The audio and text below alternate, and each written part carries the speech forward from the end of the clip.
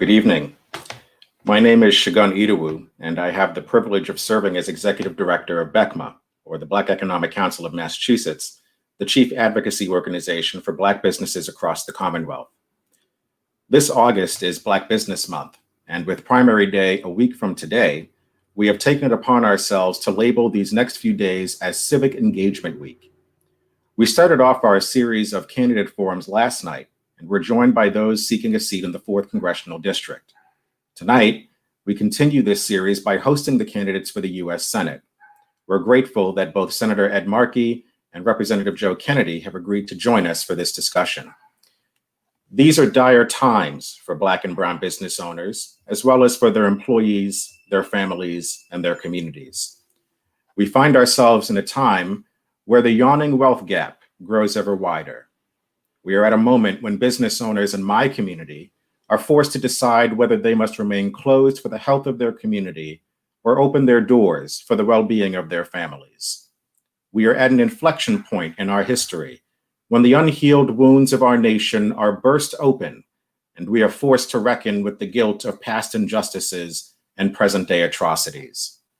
As we look to Wisconsin for yet another reminder of how little our lives are valued by law enforcement, we see protesters who are moving, as Dr. King would say, with determination and a majestic scorn for risk and danger to establish a reign of freedom and a rule of justice. That's why we are hosting these 4 candidate forums this week and targeting congressional districts, knowing that the federal government must now be leaders in supporting and nurturing the growth of Black and Brown businesses and communities. And rightly so, for it is the same government that has gone out of its way for generations and continues to this day to unsuccessfully try to destroy them.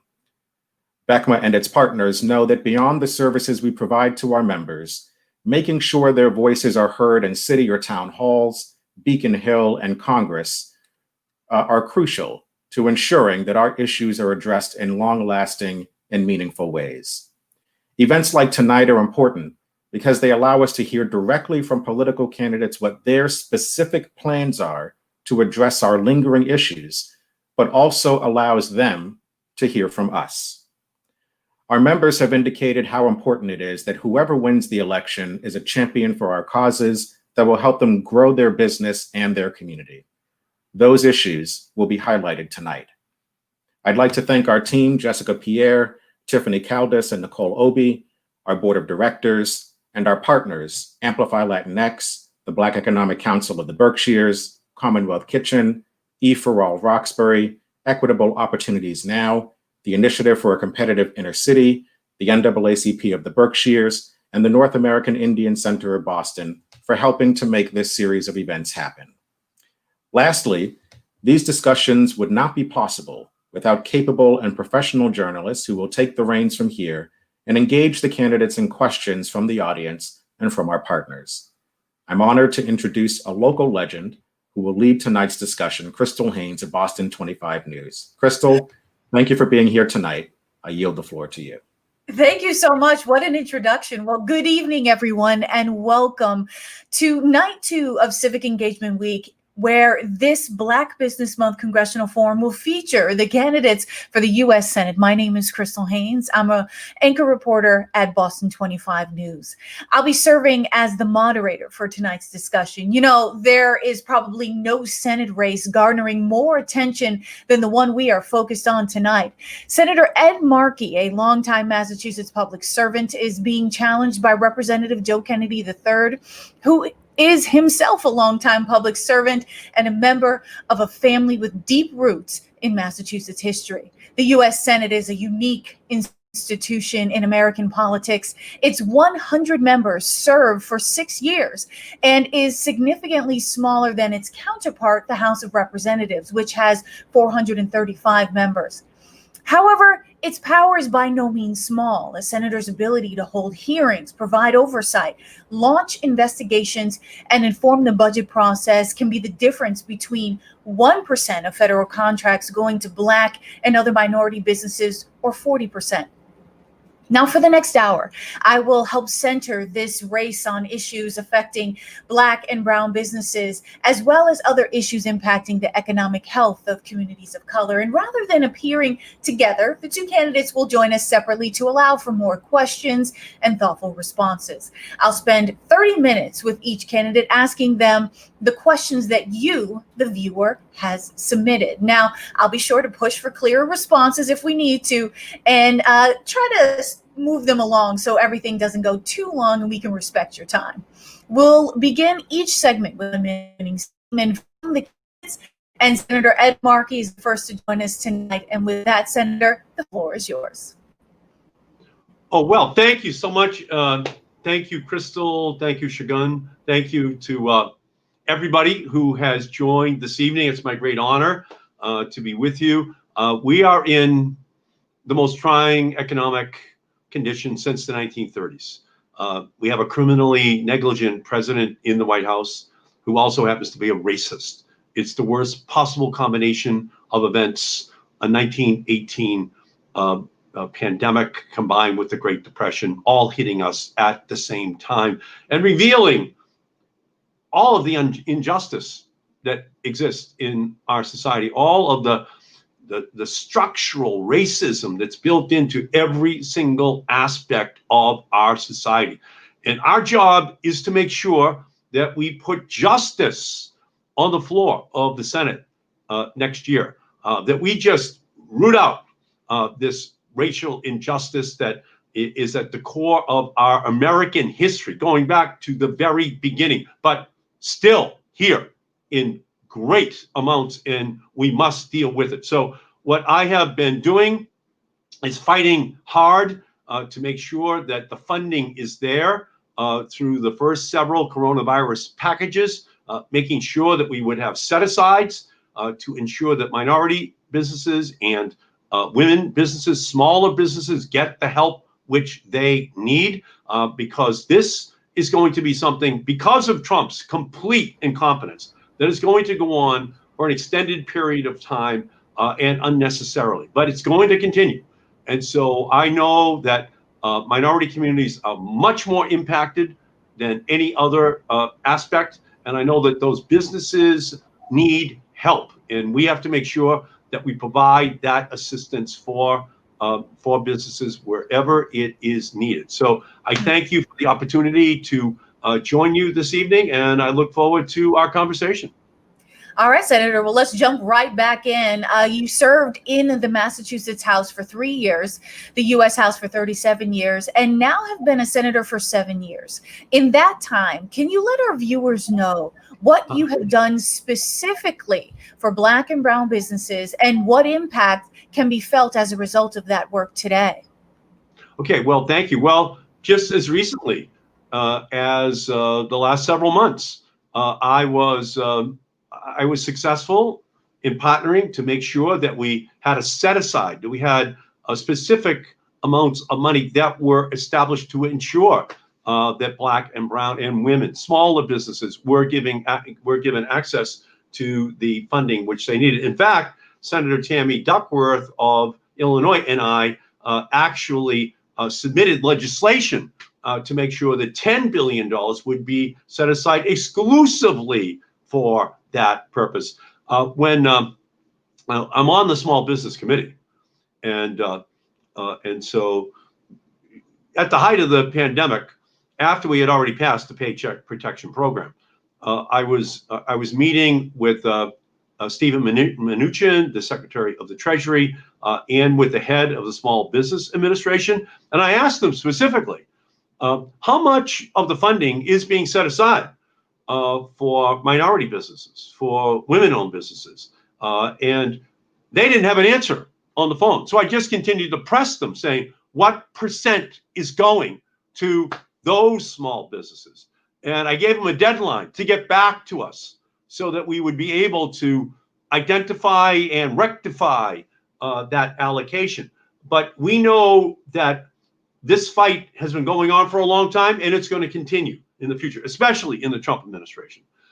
So I've been using my role on the Small Business Committee to ensure that we focus on minority businesses, that we have the kinds of programs that guarantee that minority businesses get the help which they need. And I have been leading on that issue throughout my career in the United States Senate as a member of the Small Business Committee right from the first day that I took the oath of office to serve in the United States Senate. Right. So COVID-19, you know this, you mentioned a little bit about the pandemic, has had a devastating impact on members of BECMA and other partners for this forum. A July National Bureau of Economic Research report found that more than 41% of Black businesses have shut down since February as a result of the pandemic. Federal programs like the Paycheck Protection Program did very little to support these businesses, as a Center for Responsible Lending report found that 95% of Black businesses and 90% of minority businesses did not have access to PPP in the first round. And the Commonwealth itself really is yet to provide financial relief specifically to Black and brown businesses. So if reelected, what specific plans do you have to get the needed financial federal relief to these Black and brown businesses? And what will you do to push the state's leadership to provide relief to this same community? No, thank you so much. And again, that goes right to this question of whether or not the Trump administration, is taking these hundreds of billions of dollars and ensuring that they are distributed fairly. And we know that that is not who Donald Trump is, which is why I pressed the Secretary of Treasury so hard. I pressed the head of the Small Business Administration so hard. And going forward, there's clearly a special vulnerability which smaller minority businesses have, no question about it. And one, we should make this Paycheck Protection Program permanent until we get through the pandemic. It should just be there, and anyone who needs it. And by the way, if there's anyone out there, we've been helping a lot of minority small businesses to gain access to the funding. If any of you need help, please call my office. We will help you as we're going through this whole process. We have to make it, I think, permanent until the pandemic is over, until the economic crisis is over. That funding should be there. And by the way, the loan should be forgiven. Plain and simple, forgiven. We shouldn't even be debating that. It's not the fault of the small business that Trump has mismanaged the pandemic and then mismanaged the subsequent economic crisis. We're at the highest level of unemployment since the Great Depression. And I know what happened to the Markey family. My father drove a truck for the Hood Milk Company. I'm still in the same house that I grew up in here in Malden. The banks and loaners went under. My whole family had been working in the mills. It went under. It was not their fault. It wasn't that they were killing themselves, but there was no system then to protect ordinary families. And I know that is happening all across this country right now, all across Massachusetts. We have the highest unemployment rate in the country. So we're being especially hard hit. And then, as we know, minority businesses are much higher in terms of the impact on them than other businesses. So in my opinion, it has to be permanent. Put these programs in place, ensure that that minority businesses, smaller businesses have an allocated reservoir of resources that they can depend upon for their small businesses. And I give you my pledge as a member of the Small Business Committee, a senior member now of the Small Business Committee, if I return, and that's what I'm trying to do, I will be there fighting for you to make sure that that funding is there and the protections are there. Senator, as a forum for business owners, we also have to talk about how to generate revenue for businesses through commerce rather than just charity. Ralph from Braintree, a BECMA member, notes that reports in the last year indicate that 1% of Boston and state contracts go to certified Black businesses, just 1%. And we know the federal numbers are just as bad. So as a senator, what have you done to ensure Black and brown businesses get access to federal contracts? And what will you do differently to increase this number if reelected? And additionally, what will you do to ensure that all 351 cities and towns across this state provide an adequate amount of contract opportunities to these businesses? Yeah, excellent question. And I think it's part of what I was just talking about with regard to the Paycheck Protection Program and its unequal distribution of its benefits. It's very clear that we have to change this whole system, that we have to make sure that we're intentional in guaranteeing those kinds of programs are fairly distributed. Back in the 1980s, 1990s, I was the leader in Congress. As the chairman of the Telecommunications Committee, I was the leader to increase minority ownership of television and radio stations in America. That was my effort to make sure that that happened. And if I had not interjected myself with some of my other partners from the Congressional Black Caucus, it would not have happened. So I know that you have to be intentional. I know that you have to say that this must happen. And so from my perspective, 1% is a disgrace. It is absolutely unacceptable. And what we're seeing in the Paycheck Protection Program is unacceptable. And when we take over the House, the Senate, and the presidency as Democrats, I think there's a big IOU out there. And we have to say, yeah, Black voices matter. Black lives matter. Black votes matter. And now we must make sure that those programs at every single federal agency have the specific intent and set-asides that guarantee that minority businesses, that Black-owned businesses have access to the resources which they need in order to be able to compete in the marketplace. And that's only to reflect what already happens for white businesses anyway. It's a system that's been set up forever in order to benefit those businesses. And now we have to make sure that every business is included.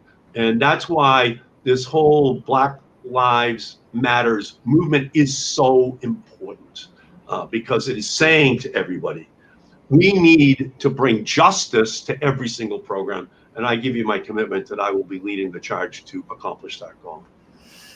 By the way, at the federal and the state level, okay, no question about it. Massachusetts has to do infinitely better as a state government to make sure that those contracts are much more evenly distributed throughout the entire business community, so that minority-owned businesses get their fair share.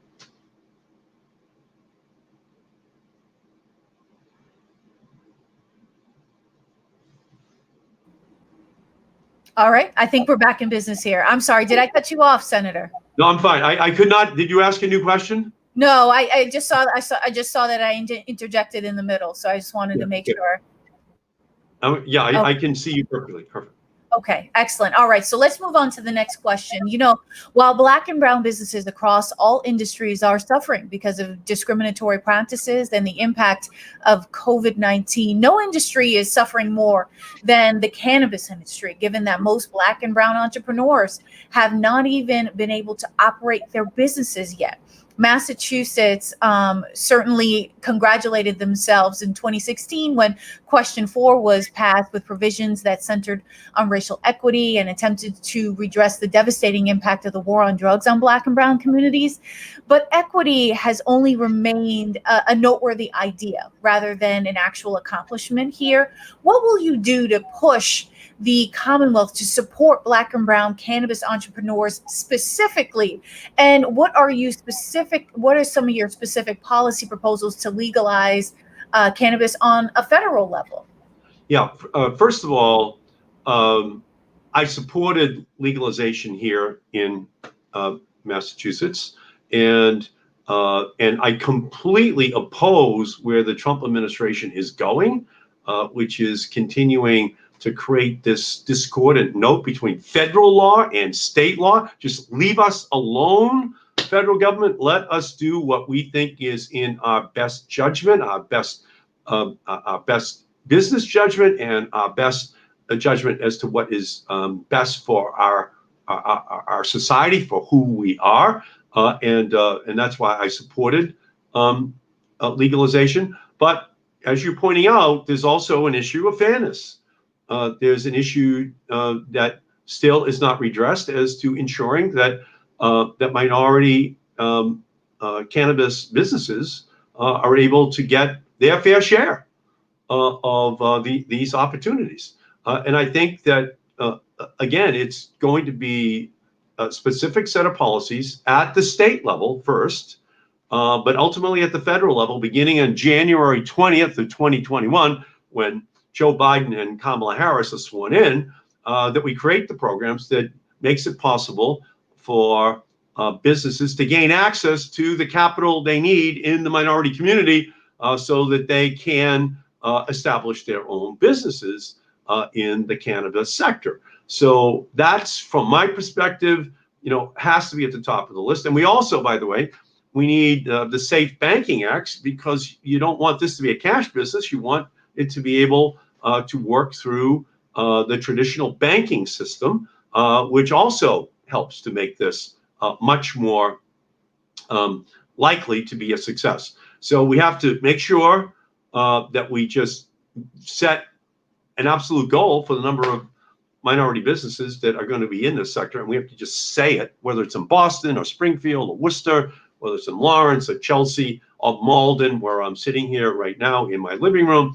We just have to say that's the goal, and we're going to make sure that we direct financing help towards those small businesses.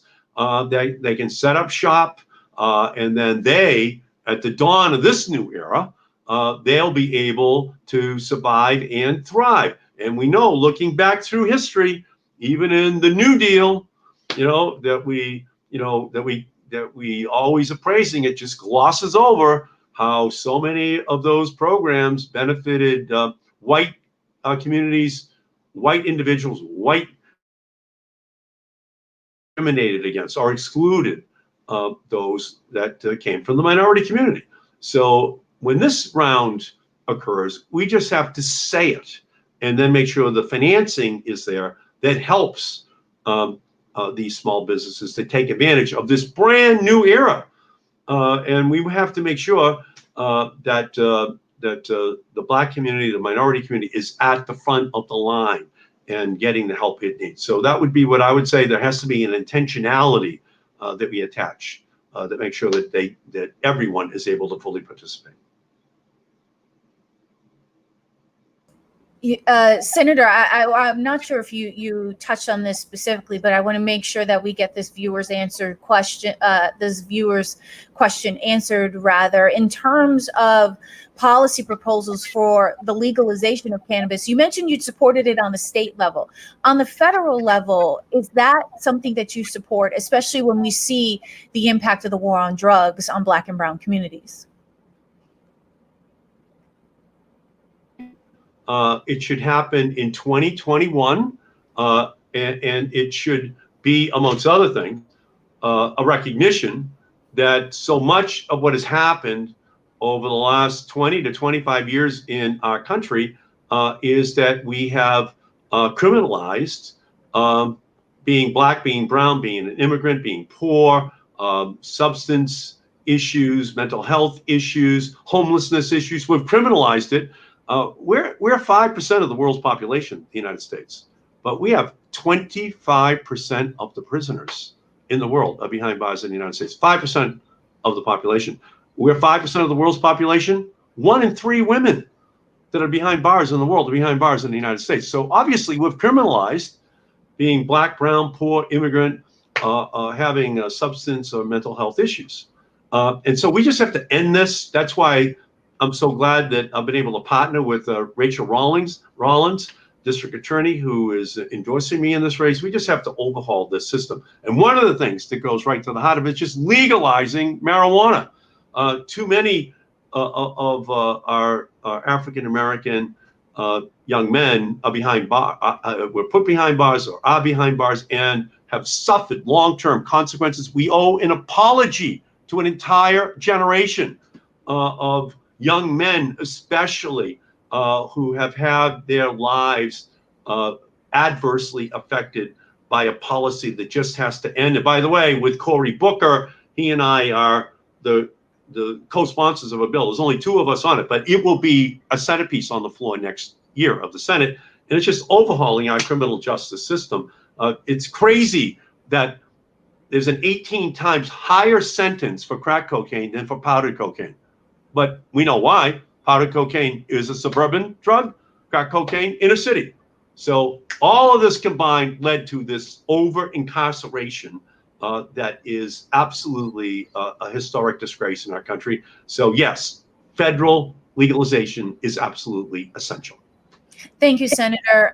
You did mention some of the work you're doing in the criminal justice space. While economic issues are a top concern for Black and Brown communities, matters pertaining to criminal legal systems and policing are of equal concern, given that Black and Brown people cannot hide behind their professions, their education, their location, their clothes, or their proximity to whiteness or those in power to avoid negative interactions with law enforcement. So as recently as Sunday night, a Black man in Wisconsin was shot several times in the back by police officers. And this follows major efforts to reform and in some cases, in some calls, abolish police practices and departments that harm communities of color. With this in mind, will you sponsor legislation that ends qualified immunity for law enforcement officers?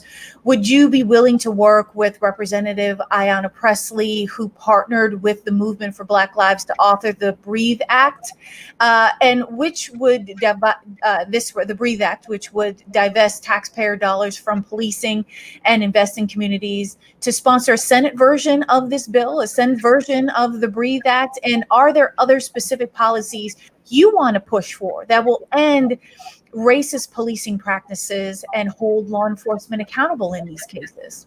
Yes, thank you. Great question. So what I did in the same week that Ayanna introduced her legislation to repeal qualified immunity is that Elizabeth Warren and we introduced the identical language, the identical bill in the Senate. So I have the lead bill in the Senate with Elizabeth Warren. Ayanna is leading in the House. And what we saw in Wisconsin is no different than what we saw with George Floyd, but we've seen so many times in the past. It just keeps repeating itself. And we need to repeal qualified immunity because we have to make sure that families can make these police officers accountable. The first statute, 1871, gave people the right to sue. And then it got eroded over the years by the Supreme Court of the United States, where it ultimately has become meaningless. Well, that whole judicial set of precedents just has to be overturned. We have to guarantee that we are going to give justice to those families. And I agree with Ayanna on everything that she is trying to do. And that's why I have partnered with her on that legislation. It is time for us to update our laws to reflect how unjust and racially biased the criminal justice system in the United States actually is. Thank you, Senator. And just switching gears again here, an educated and trained populace we know is crucial to the growth of small businesses. COVID-19 has revealed that the stark disparities in access that are present in our education system, access to materials in one's language, to digital tools, to funding resources for schools located in communities of color, or support for those students facing the decision of whether to drop out or complete their journey to a college diploma. In your time as a senator, what have you done to address these disparities? And what are some of your specific policy proposals to eliminate these barriers if elected to another term? And we know that these are being felt acutely, especially in communities of color, as we go back to school and see remotes and hybrid models and the like.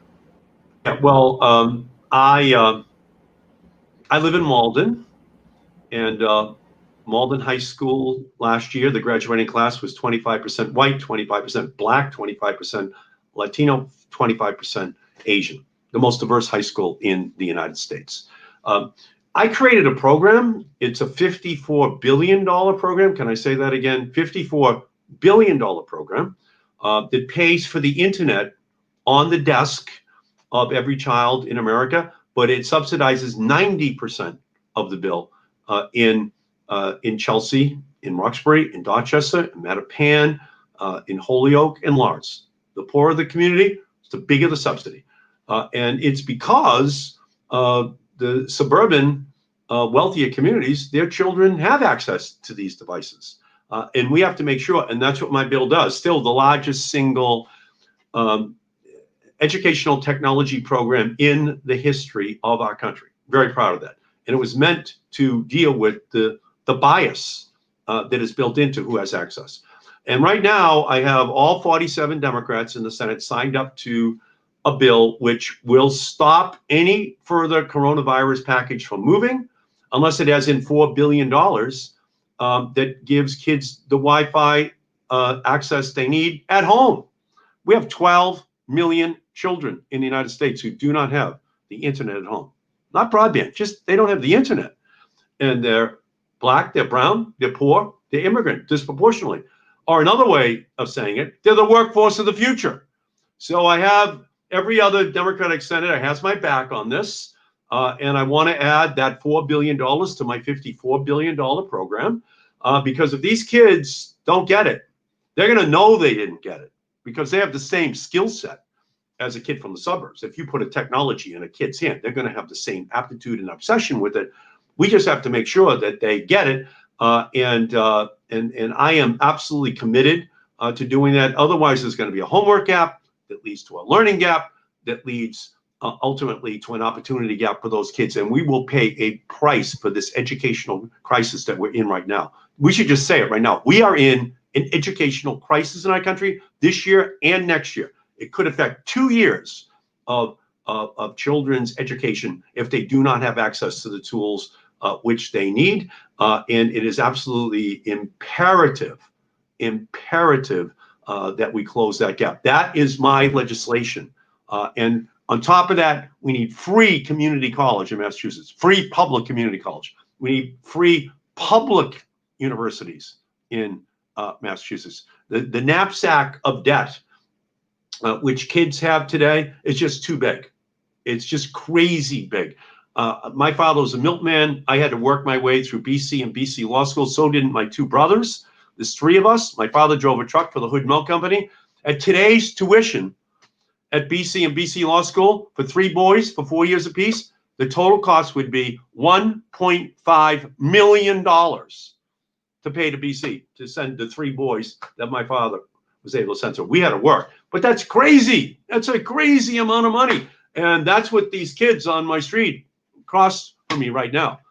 They're from China. They're from Haiti. They're from Brazil. On my street here in Malden, they're making choices based upon the income in their family. And we have to just overhaul the entire student loan program in our country. But we also need public community colleges and universities to be free. So a young person who works hard is able to maximize their God-given abilities.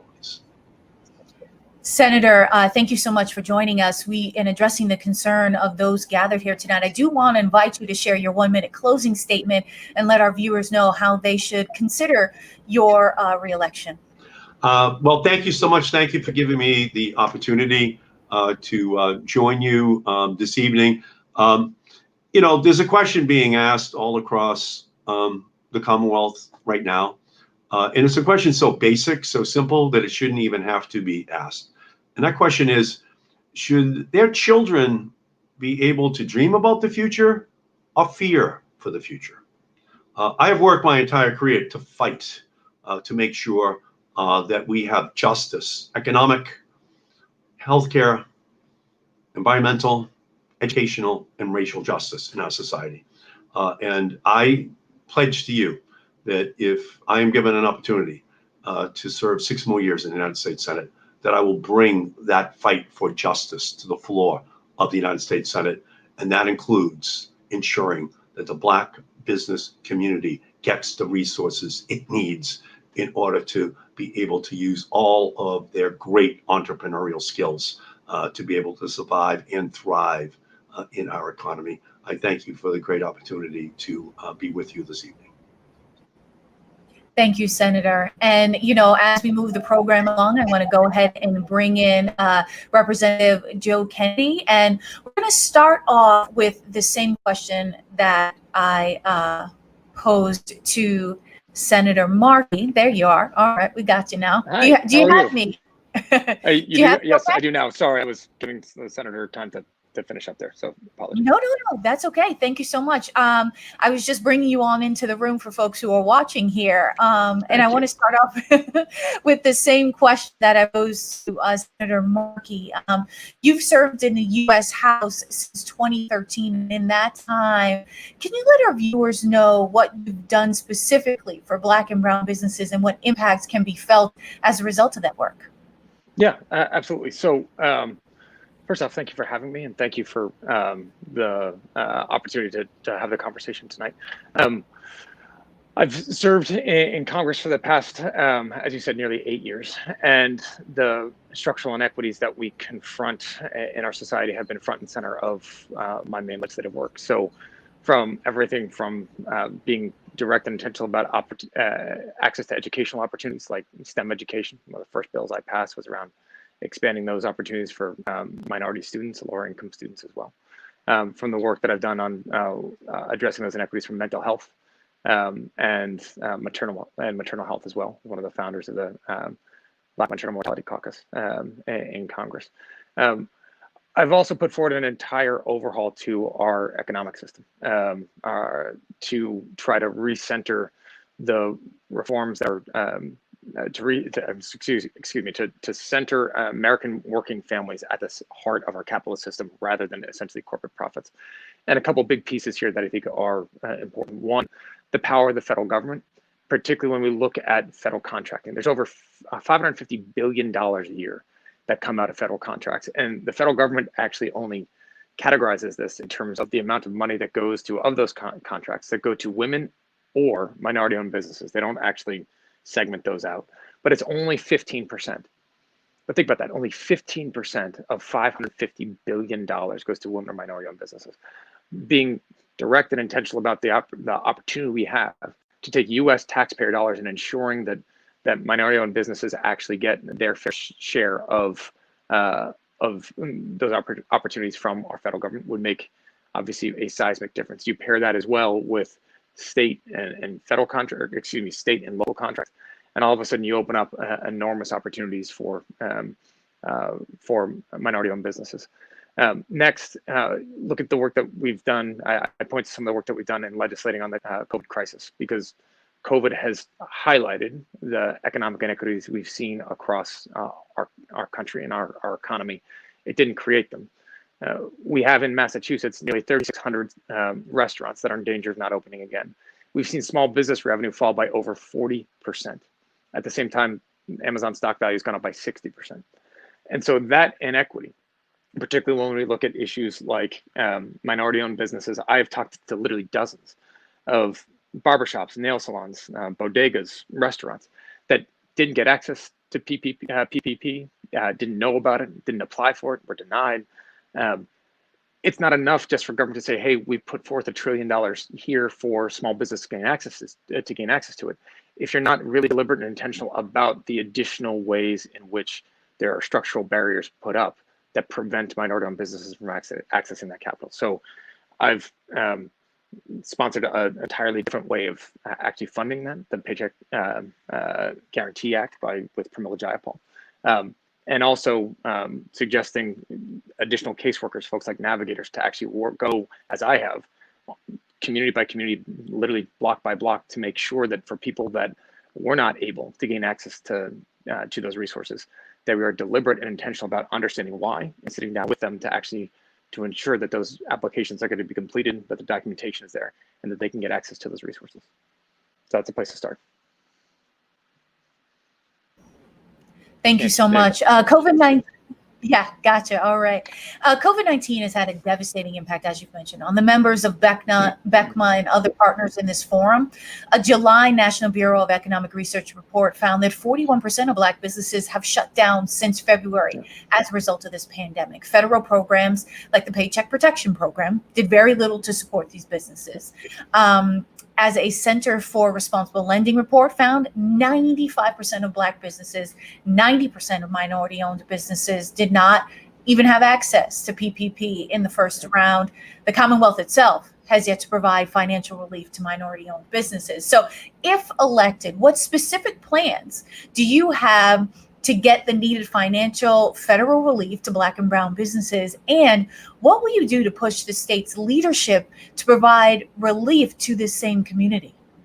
So great couple of questions. And I touched on some of those in the last question, but my answer to the last question. But one, recognizing that what we did at the federal government, at the federal level so far, on the one hand, look, was helpful to an awful lot of businesses, but clearly not helpful to enough. I mean,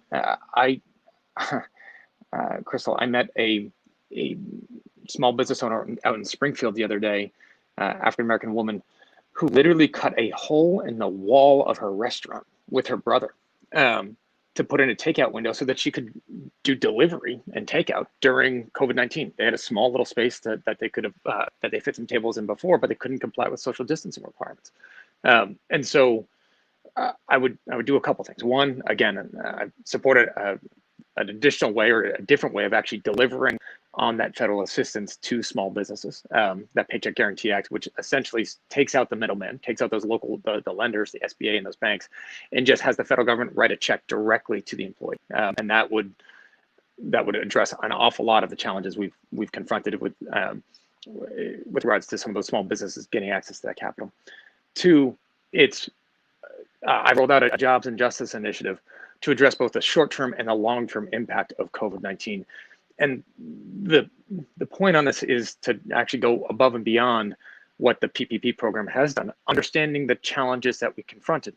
So when you go, and I rolled this out to do things in the short term, like provide funds for restaurants, for tables and chairs and outdoor dining.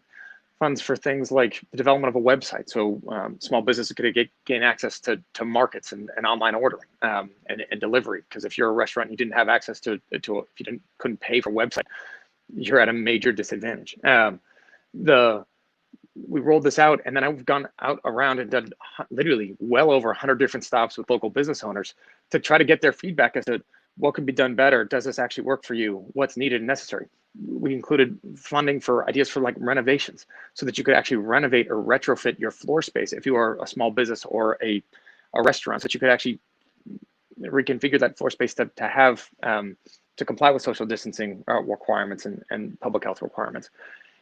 It's recognizing that the top line figures here aren't telling the full story, and that you got to get down in the weeds of these challenges to peel back the layers that are blocking people from gaining access to it. Things like Ban the Box, which an effort that I led in the HEROES Act, the second round of this funding, to make sure that in the initial rounds of the Paycheck Protection Program, if you had any criminal conviction, so conviction for marijuana possession, you were ineligible for PPP funds. But that has, given the disparate impact of marijuana possession and the war on drugs, that has a disproportionate impact to communities of color. And that shouldn't be a marijuana conviction. It shouldn't be the thing that prevents you from being able to keep your business afloat.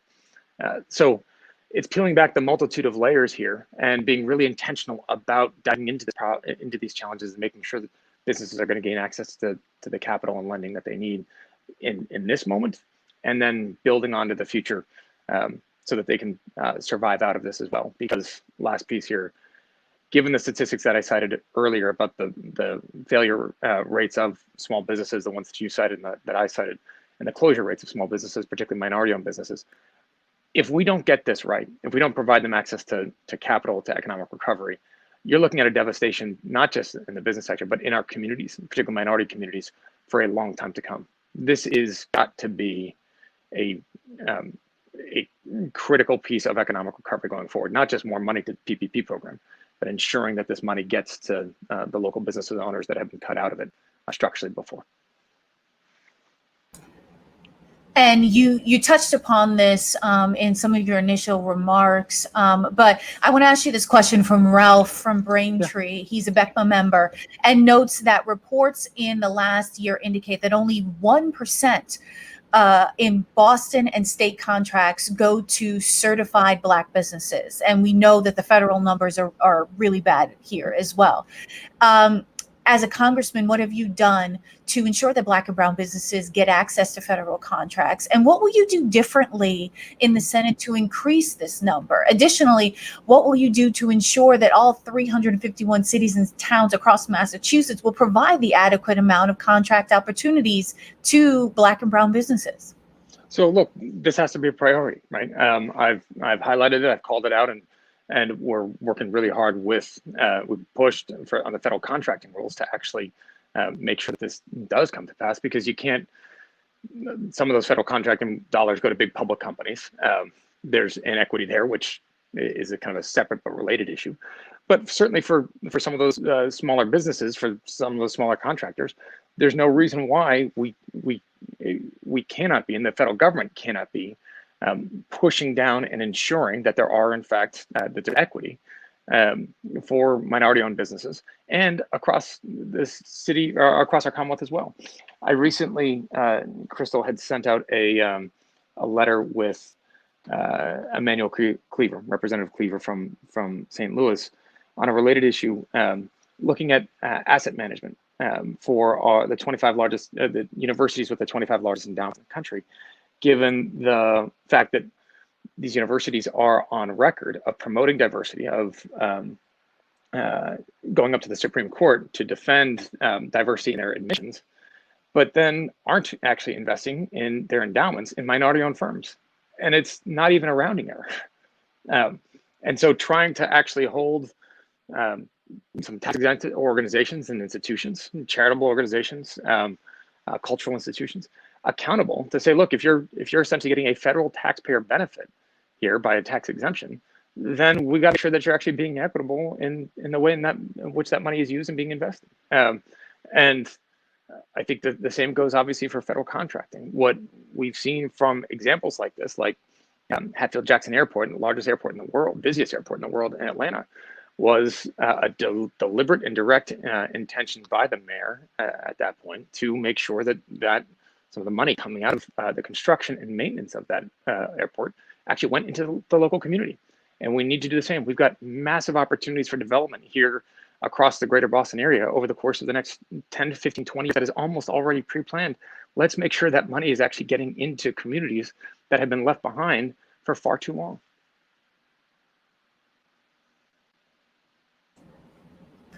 While Black and brown businesses across all industries are suffering because of discriminatory practices and the impact of COVID, you touched upon this. No industry, however, is suffering more than that of the cannabis industry, given that most Black and brown entrepreneurs have not even been able to operate their business yet.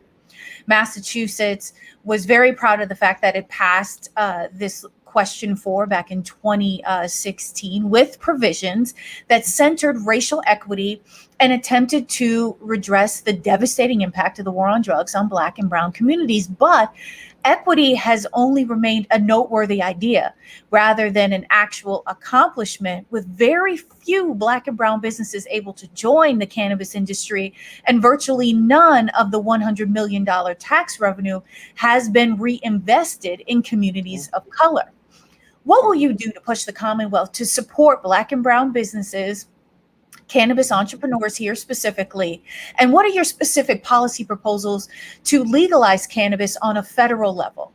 Yeah, so thank you. Let's start with the last part first. So I support the MORE Act, which is the major legislation moving through the House of Representatives to legalize cannabis, federally remove it from the Controlled Substances Act. It then expunges criminal records for marijuana and uses some of the tax revenue generated from the sale of marijuana to be reinvested intentionally back into communities of color and communities that have been on the front line of the war on drugs. I support that legislation, and we'll continue to push on the legislation to make it through the House of Representatives, because because the time's come. And I think the lessons from Massachusetts are that it takes more than just a desire to actually get this done and get it done right. We have to be far more deliberate about it, because we've seen industry start to take off here, yet because of initially at least some of the regulatory complexity around the startup costs and the startup for entry, barriers to entry, that access, it would take a long time and significant initial investment in order to be able to get a business up and running. That in and of itself left people out of, and a disproportionate minority out of the ability to gain access to those resources, to the financing, to navigate through that system. And so you've seen, at least initially, part of that is has gone to larger businesses and businesses that haven't been on the front line or borne the disproportionate impact of marijuana prohibition at the federal level. This is also as you know, has become a major business for international firms. There's marijuana businesses that are publicly traded on foreign stock exchanges. So we need to make sure that as Massachusetts decides to move forward with more and more licenses here, that we're doing this in a way that is actually going to benefit the local communities with a particular eye towards diversity and intentionality. And the federal law has to catch up, and the fact that it's still delayed obviously continues to cause continues to exacerbate some of those inequities. Representative, I'd like to shift our focus to those who may not be entrepreneurs or working at all. Prior to COVID, deep disparities already existed in employment and unemployment. For Black and white workers alone, the unemployment rate is double for Black residents. Equally, the conversation around the racial wealth gap was gaining steam, especially in the greater Boston area. We are all familiar with the Federal Reserve Bank of Boston's report. The findings on this increasing disparity. More recently, the McKinsey & Co. report on that if we were to eliminate the racial wealth gap between Black and white people alone, the nation would actually add more than $1 trillion to the economy. Now, to that end, what specific policy strategies do you have for tackling high unemployment and eliminating this racial wealth gap for Black, Latinx, and immigrant communities? So a lot, and it's going to take a lot on this one, Crystal. So let me break part of this down here. One, in the initial kind of recovery period from COVID-19, that this is why I rolled out that Jobs and Justice Initiative, to try to make sure that we could recover from this pandemic economically and with our healthcare sector, that we would provide support for businesses and families so that they could recover, again, both health and economically. And then addressing the long-term structural challenges that have led to this massive inequity. You cited that Federal Reserve report. I assume you're referencing that 2018 statistic for median net worth of a white household and a Black household, $247,000 versus $8 and $0 for a Dominican family. And obviously, COVID-19 has exacerbated those numbers. The biggest driver to that is, well, the consequence of that is the cause of that are myriad other factors that are at the heart of the way that our economy is structured and the way that it does not work. So the driver of that inequity is access to a housing market. White folks can get access to a housing market. Many minorities can't. Why? Well, if you're in a city like Boston, where housing costs keep going up, and wages have remained relatively stagnant, all that you're doing is whatever raise you happen to get is going back off in a rent check. It's not actually accruing to anything in savings, so you can't actually afford that down payment. So as we've seen a drastic increase, at least in greater Boston, in housing prices, people, if you're not a homeowner, you're not seeing any of that benefit. You're just, again, paying a greater percentage of your paycheck in rent. What's a number of ways we can confront that? So I think we have to be intentional about addressing these inequities in our housing system, addressing them in our transportation system, addressing them with regards to cost of childcare, addressing with regards to our healthcare sector, addressing with regards to obviously jobs and job creation and access to capital, and very briefly on a number of them here. One, increase ability and size of first-time home buyer tax credits and availability for first-time home buyers to be able to access the housing market, because if you can, in a housing market like we're seeing around Greater Boston, you're going to accumulate wealth, and that's a good thing. We want to make sure that happens. Education policy. We want to make sure that we're cracking down on things like for-profit colleges and student loan debt that disproportionately impacts communities of color. We want to make sure that we're focusing on educational opportunities. Again, I referenced one of my first bills that I passed through Congress is around STEM education and then career and technical education. Why? Because we need to make sure that minorities and lower income students are gaining access to the skills that are necessary to compete in a job market today and 15 and 20 years down the field. And those are largely, not exclusively, but largely STEM jobs. We need to make sure that they're getting access to the technology and resources needed in order to compete. Childcare, and this one is a big deal. It's getting more attention now, but hasn't gotten the attention that it deserves. I'm a dad of two little kids, a 2-year-old and a 4-year-old. The average cost of childcare in Massachusetts, average, is more than a college tuition at the University of Massachusetts. So every year from birth to 5 costs more to care for a baby than it does to send your kid to college. You get 18 years and a tax incentive savings plan to do one. You get 9 months to figure out the other. And as we talk about access to a housing market, if the average cost is again about $20,000 per child per year, that is your down payment. If you have, one kid from birth to 5, that's $100,000. If you have 2, that's $200,000. That is a down payment on $1 million home. $1 million home. And we at this point have an economic structure that says you have to do that just to be able to afford to have both parents go to work. And you have to have both parents go to work so that you can afford rent and food and healthcare. You have an economic structure that essentially at this point keeps people exhausted and exploited just to be able to make ends meet without having the resources to actually be able to save and invest in their future. And so whether it's housing policy, whether it's healthcare and looking at the cost of healthcare and the inequities in our healthcare system, whether it's, again, education policy, whether it's transportation, the fact that the 111 bus from Chelsea takes an hour to go 3 miles, the fact that a black commuter on the bus in Boston spends over an hour a week more on a bus than a white commuter. That hour a week, that's 50 hours a year. That's an entire week of work. That's 50 hours with your kids that you don't get to have. Again, an entire week's paycheck that you don't get just because of bus routes and traffic and congestion. The intersection of all of this is critically important when we are talking about the needs, that the legislative needs and the policy changes that are necessary in order to allow for Black and brown families to be able to build and accumulate wealth. And the policy that I rolled out, the Jobs and Justice Initiative, has a particular focus on racial inequity and deliberate intentionality to break down all of those barriers. And the bills that the issues that I've worked on, again, from healthcare to mental health to education in Congress, I think get right to those as well. Sorry for the long answer. So no, I understand. You have a lot to say.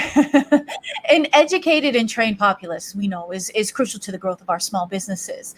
COVID-19 has revealed the stark disparities in access that are present in our education system, access to materials in one's own language, to digital tools, funding resources for schools located in communities of color, or support for those students facing the decision of whether to drop out or complete their journey to a college diploma. We were talking about kids just now. In your time as a congressman, what have you done to address these disparities, and what are your specific policy proposals to eliminate these barriers if elected to the U.S. Senate? So a bunch here. So I won't repeat myself with regards to, or too much anyway, with regards to what I think would be probably potentially the biggest change there with regards to universal childcare, which I'm a big supporter of. So again, birth to 5, and a lot of reasons for it. It's smart policy. It's all the studies show that not only does that child and obviously the parents benefit from that, but that child's grandchild will benefit. It's truly intergenerational.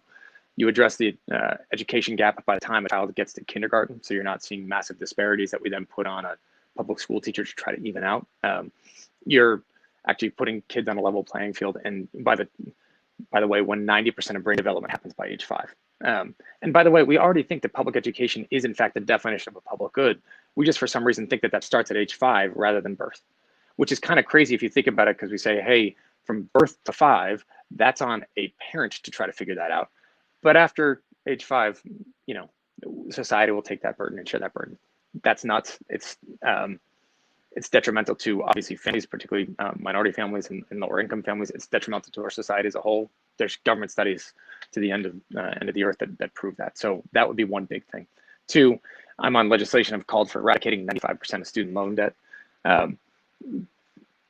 This country has made a commitment to its people throughout history that the pathway to a middle-class job has been paid for essentially for free. And for a long time, for multiple generations, that was a high school diploma. The high school diploma, you go work at a factory, you got Social Security and a pension, and you were okay. Not rich, but you were okay. That's not the case anymore. But for the first time, we're putting that burden around the necks of the students to say, you guys now have to shoulder the $1.7 trillion student loan debt. That's not right. It's now the additional burden on some of those factors that I listed before. We need to address those inequities. Next, you have to address the inequities in school resourcing, right? Which again is why I one of the first bills I passed, 2 of the first bills I passed were around career and technical education and educational opportunities with regards to STEM education and programs to make sure that that was increased to women and minorities and lower income families, because STEM jobs were increasing twice as fast as non-STEM careers. And we need to make sure that students have the set of skills that's going to keep them in a competitive job market, not just for when they finish school, but for the next 30 or 40 years to come. We've got some of the best vocational schools literally anywhere in the country. We have more CEOs in this state than plumbers. And if you need a plumber recently, you would know that, right? It's crazy.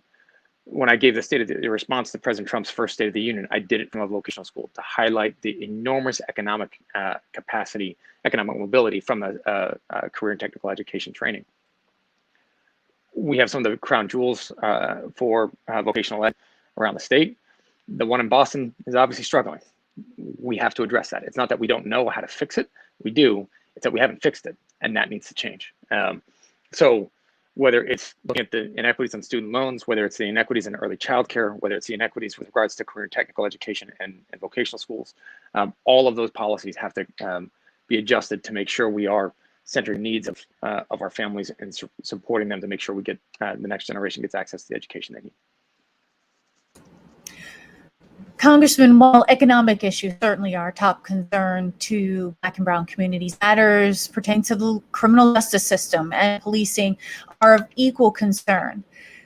As recently as Sunday night, a Black man in Wisconsin was shot several times in the back by police officers. And this follows major efforts to reform and, in some cases, abolish police practices and departments that harm communities of color. With this in mind, would you sponsor legislation that ends qualified immunity for law enforcement officers? Will you work with Representative Ayanna Pressley, who partnered with the Movement for Black Lives to author the Breathe Act, to divest taxpayer dollars from policing and invest in communities, to sponsor a Senate version of this bill? And are there other specific policies you will push for that will end racist policing practices and hold law enforcement accountable? Yes. So I'm sure all of us have seen that horrifying video and that came out on Sunday, and obviously in front of 3 small children.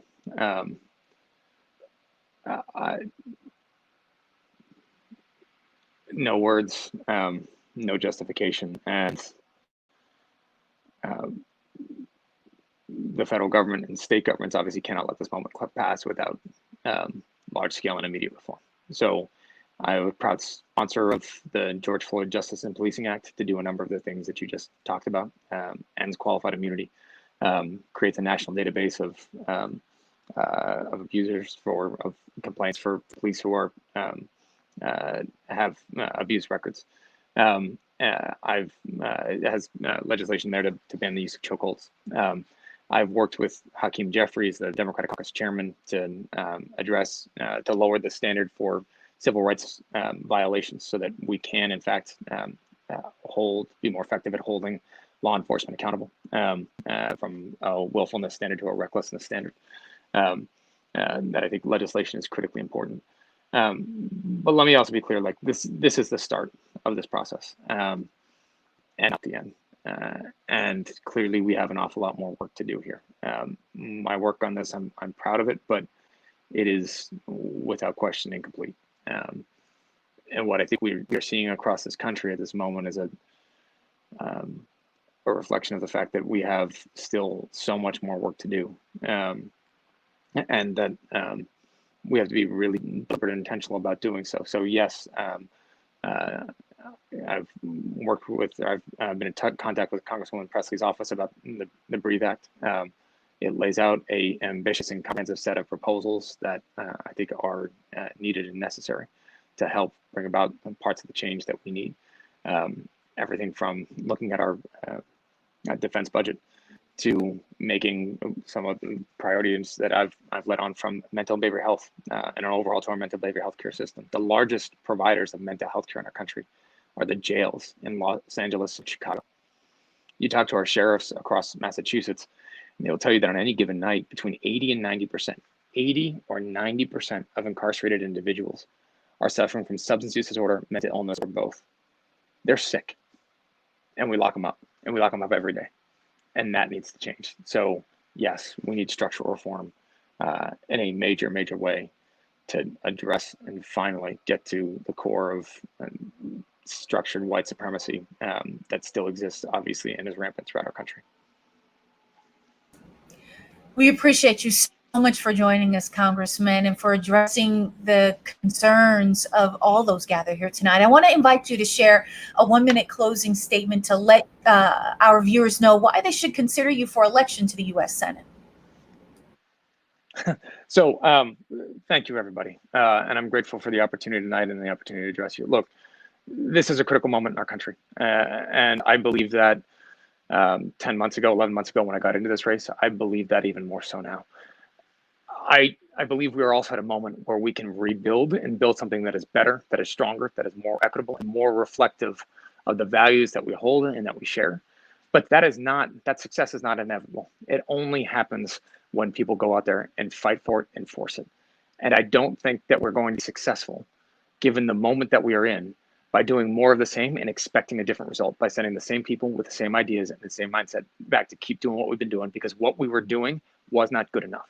If you believe that we need to do better, if you believe that we are capable of so much more, if you believe that we are capable, that we need to do better for our constituents, for our kids, for our families, that our futures are linked, and that your success is linked to mine, mine is linked to yours, then I think you should have a senator that's willing to throw their heart and soul into these challenges and will give you everything that they've got, from the legislative capacity to the advocacy around the country to showing up in our communities day in and day out and doing the hard work, because I don't think you're going to get people that are going to successfully advocate for the challenges and the needs of our people if you do not know what they are, if you do not know them in their communities, if you're not meeting them where they are and giving voice to their concerns and their aspirations. That's what I've done over the course of this campaign. That's what I've done over the course of my time in Congress, and that's what I hope to do as your next senator. I'd ask for your consideration. I ask for your vote. Thank you. Thank you so much. Thank you for your time, Thank you. I appreciate it. Grateful. Thanks so much, you guys. Take care. Well, that concludes the Black Business Month Candidate Forum for the U.S. Senate. Thank you to BECMA and its partners for the opportunity to moderate this important discussion. We hope tonight's discussion was informative and appreciate all the candidates for joining us and answering your questions. Be sure to tune in tomorrow night at 6 p.m. for the third Black Business Forum with candidates for the 8th Congressional District, Representative Stephen Lynch and Dr. Robbie Goldstein. For more information on the remaining forums or information on how you can mail in your ballots or participate in the September 1st primary, visit blackforum.eventbrite.com. Thanks again for joining us, and be safe and have a great night.